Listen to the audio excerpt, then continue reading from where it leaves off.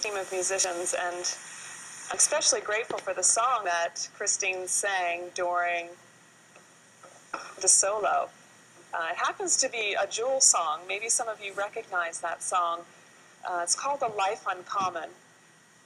And it has always been my favorite song.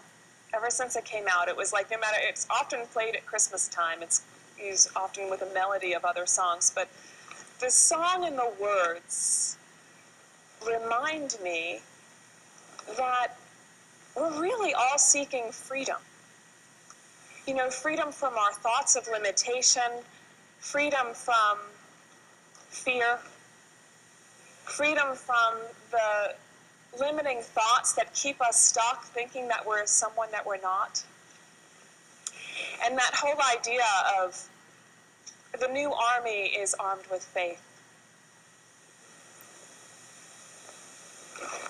And as we celebrate Mother's Day, we really can consider on this day, whether you're a mother or not, we've all been born, so we have someone who brought us into this world. And how wonderful it is that we're here, that we have this opportunity to be in this time and space, that we chose to come forth during this huge time of change in the world.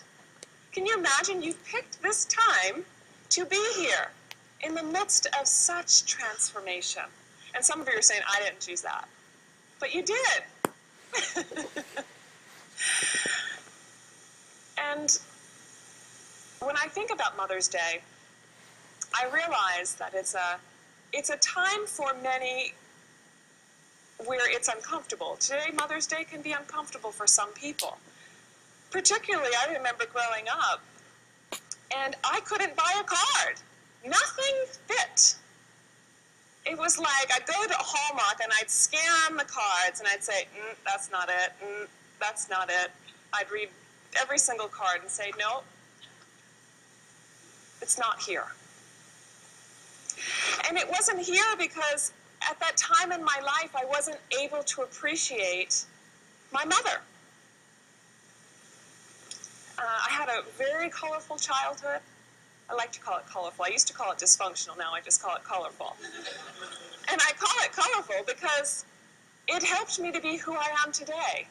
And all the times that I'd be angry about things that had occurred, different circumstances and situations that happened in my life, and I would say, oh, you know, I'm this way because I wasn't supported. I'm this way because my mother didn't love me enough. I'm this way because, and I had this huge list I used to drag around with me, you know, and my story that was so connected to my mother.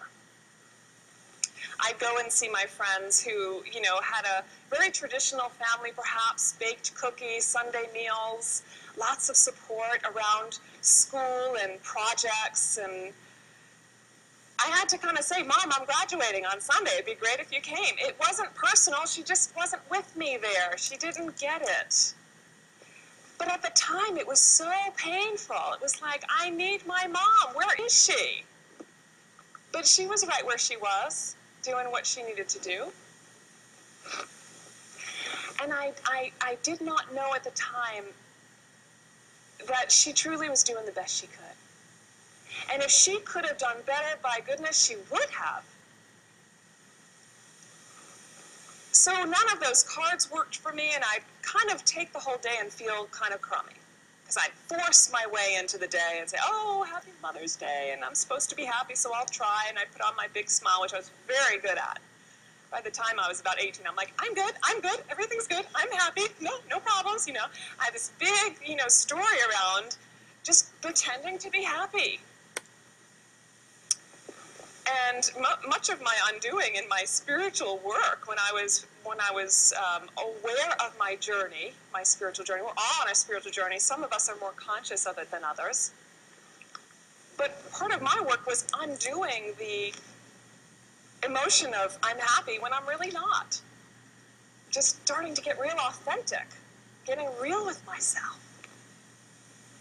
being real. Having a range of emotions, but learning how to be more even than anything else. So Mother's Day is different for each one of us.